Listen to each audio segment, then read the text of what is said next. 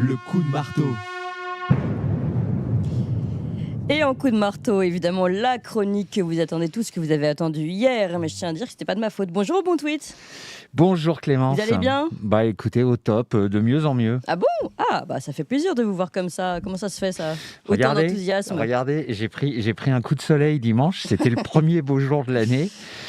Du coup, j'en ai profité pour aller faire du canoë dans un endroit charmant, pas loin de Paris, dans lequel d'ailleurs il y avait plein de Russes, figurez-vous.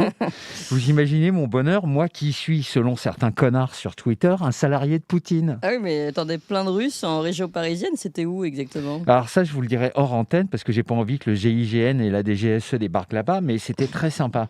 Et pour moi, c'était le premier coup de soleil depuis 2 ans. Ça fait plaisir, non ? 2 ans, mais vous exagérez là quand même. Non, absolument pas. D'ailleurs, puisque vous me le demandez, ça va être justement l'objet de ma chronique. Je vais vous parler du climat. Ah, depuis le temps que j'attends une chronique sur ce sujet de votre part, parce qu'on sent que ça vous tient à cœur quand même. Hein. Oui, alors on va pas s'emballer. Je suis pas climatologue, je suis pas scientifique. Il y a certainement plein de trucs qui m'échappent. Du coup, je vais pas vous faire une chronique explicative. Il faudrait que je bosse un peu plus. Cette chronique n'a donc pas de valeur scientifique. En revanche, je vais vous donner mon ressenti sur ce sujet par rapport à tout ce qu'on nous raconte. Alors, Voilà. on vous écoute. Donc, en préambule, il est impératif de préciser que lorsqu'un mode de gouvernement devient totalitaire, mais qu'on veut pas que ça se voit, on fait passer toutes les mesures coercitives derrière un discours sécuritaire. Donc, en gros, on fait flipper les gens et puis ensuite, on leur dit que le seul moyen pour qu'ils n'aient plus peur, c'est de faire des trucs super contraignants, genre faire la queue 3 heures au portique de sécurité des aéroports, se confiner, porter des masques, bouffer de la merde, abandonner des libertés et, bien évidemment, donner plein de fric. À ce point-là. Oui, ça marche à tous les coups, pour les crises économiques, pour les guerres, pour le terrorisme, pour les pandémies et bien évidemment pour le climat.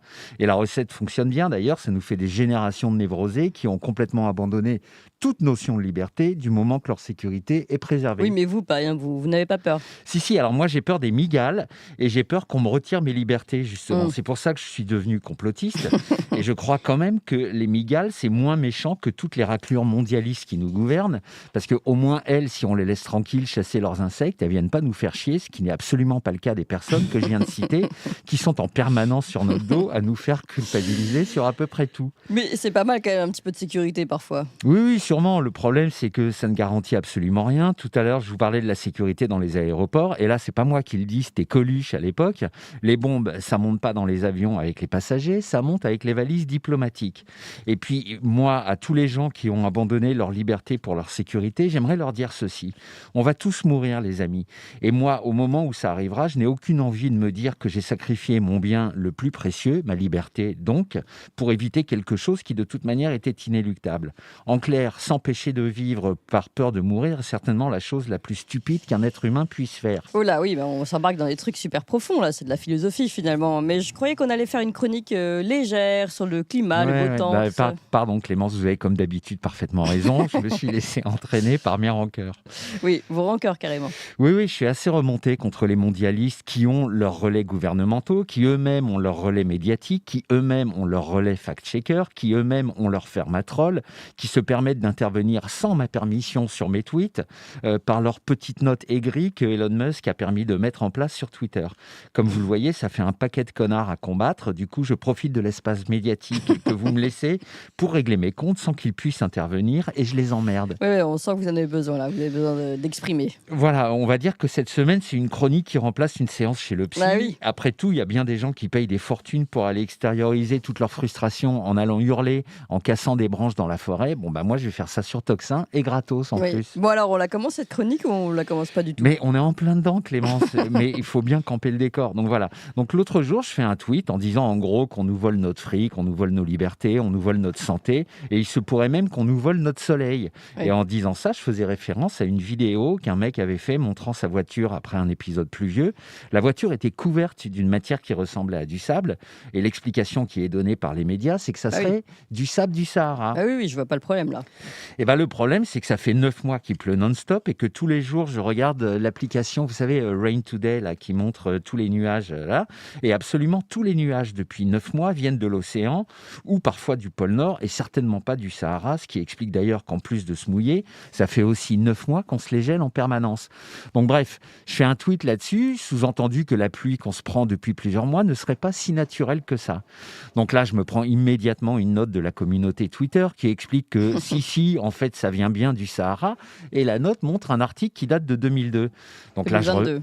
De 2022, pardon. Donc là, je refais un tweet au sujet de cette note, en regrettant donc qu'on soit venu souiller la pureté et la beauté de mon tweet par ces remarques parfaitement idiotes. Et là, il y a un abruti qui vient me dire d'arrêter de me ridiculiser. Du coup, je lui demande à quel niveau je me situe sur l'échelle du ridicule par rapport, par exemple, à tous ces mecs qui disaient que les Maldives auraient disparu sous l'eau en 2000, ou bien qu'on ne pourrait plus skier en 2020, ou bien la fameuse prédiction de Greta Thunberg en 2018, disant qu'en 2023, l'humanité aurait disparu à cause du climat. Et là, il y a un autre crétin qui vient me dire qu'en fait, pour les Maldives, on n'a jamais parlé de 2000, mais de 2050. Ah, et c'est pas le cas ? Mais non, moi je me souviens très bien parce que moi vraiment j'ai une super bonne mémoire et dans les années 90 tout le monde disait que les Maldives auraient certainement disparu en 2000. Moi j'y suis allé la première fois en 2002, elles étaient bien là, puis j'y suis retourné 2 fois depuis et à chaque fois il y avait des nouvelles îles parce qu'ils font comme aux Pays-Bas ou à Dubaï, ils construisent des îles artificielles souvent pour y installer des aéroports en plus. Voilà, et moi avec ma mémoire d'éléphant, je suis harcelé par des bancs de petits poissons rouges qui oublient tout d'une saison sur l'autre et qui ne se souviennent que du dernier article alarmiste de BFM ou Ouest France. Et c'est extrêmement agaçant, vous en conviendrez, ma chère Clémence. Oui. Alors, je crois que j'ai vu passer aussi un truc sur Ouest France, sur les nappes phréatiques. Voilà, justement, donc ces espèces d'abrutis ont fait un article disant que c'est pas parce que ça fait 1 an qu'il pleut en Bretagne que les nappes phréatiques sont reconstituées. Oui, c'est vrai ça. Donc là, je leur fais un tweet où je m'adresse directement à eux en leur disant, en gros, bravo, bande de connards, vous venez d'inventer le concept de la pluie sèche. Toute ton amabilité. Et là, figurez-vous, ma chère Clémence, que j'ai été puni par Twitter et j'ai dû supprimer mon tweet si je ne voulais pas être suspendu sous prétexte que j'avais été un peu grossier. Vous vous rendez compte, c'est eux qui racontent de la merde et c'est moi qu'on punit. Oui, je trouve ça vraiment scandaleux. Et le problème, c'est qu'ils font tout ça. Et je vous rappelle qu'on sort de 9 mois de pluie non-stop sur quasiment toute la France et que plein de régions qui sont habituellement plutôt sèches sont noyées sous l'eau. Et là, par exemple, on a France 3 Occitanie qui nous explique qu'on va peut-être devoir renforcer le cours de la Garonne parce que malgré les pluies, la situation de sécheresse peut s'aggraver très vite. Ou bien le Télégramme encore en Bretagne qui nous explique que malgré les pluies incessantes en Bretagne justement, les risques de pénurie d'eau ne sont pas exclus. Donc moi, à chaque fois, je réagis assez vivement parce que prendre les gens pour des cons à ce point-là, ça devient un art de vivre. Oui, je sais, j'ai vu passer quelques-uns de vos tweets, mais comment vous expliquez tout ça ? Alors déjà, ce qu'il faut savoir, c'est que ces médias font ce qu'on appelle du putaclic, c'est-à-dire comme ils savent qu'en gros, 1 personne sur 10 va lire l'article, ils font des gros titres qui font peur, quitte à dire l'exact inverse dans le corps de l'article. Mais ce que les gens retiendront, ce sera le titre. Oui. Donc hier ou avant-hier, par exemple, j'ai vu passer un article du Parisien qui disait dans son titre qu'on avait relevé 70 degrés à Rome. Donc là, les plus débiles vont se dire « Ah ouais, quand même, c'est chaud, 70 degrés. » Oui, c'est chaud, oui. Mais si tu fais ton relevé sur le capot d'une voiture en plein soleil à midi, c'est pas un truc dingue non plus. Et ça n'a rien à voir avec la température de l'air. Déjà, l'an dernier, Sandrine Rousseau nous avait fait le même coup en parlant de 60 degrés relevés à Alicante, oui, ou je sais je plus me où. rappelle. Et tout Twitter s'était foutu de sa gueule. Voilà. Mais pourquoi ils veulent faire peur comme ça, alors ? Je pense qu'ils ont des consignes d'effrayer les gens, la population, qui finira par ce biais, par accepter toutes les joyeusetés qu'on nous prépare. Vous savez, les steaks au cafard, parce que les vaches, ça réchauffe la terre, les villes de 15 minutes où on sera parqués comme des petits moutons, le tout électrique, sauf pour les voitures de luxe, les yachts et les jets privés. Oui. Et voilà. Vous en pensez quoi de tout ça, alors ? Vous êtes certain que il n'y a pas un petit peu de sincérité, une Greta Thunberg qui est vraiment convaincue de ce qu'elle dit ? Écoutez, moi, j'ai un truc que je fais assez régulièrement. Moi, quand les politiques et les médias me disent un truc, j'ai tendance, avant de les écouter, à regarder ce que font les très très riches et surtout les investisseurs. Ceux qui risquent, vous savez, ceux qui risquent beaucoup d'argent dans des projets. Oui, qui n'aiment pas perdre leur argent. Alors, quelles sont vos conclusions ? Voilà. Donc, tous les très très riches, ils ont tous un yacht, un jet privé et une maison pied dans l'eau. Voilà. Et tous les promoteurs immobiliers dépensent des fortunes pour construire des condominiums en bord de mer. Tous les pays émergents avec un fort développement ou de grosses ressources venant du tourisme construisent des îles artificielles. Donc, a priori, la montée des eaux, ça va pas être un problème majeur à moyen terme. Mais tous ces gens-là vous expliquent que le problème, vient de vous, qui partez en vacances avec la voiture diesel, qui vous ont d'ailleurs chaudement recommandé d'acheter pendant des années, à un moment où leur intérêt économique allait dans ce sens-là. Et ces mêmes personnes vous cassent les couilles, et je pèse mes mots, ma chère Clémence, avec le bilan carbone de votre enfant, de votre chien, de votre hamster et même des achats que vous faites au supermarché.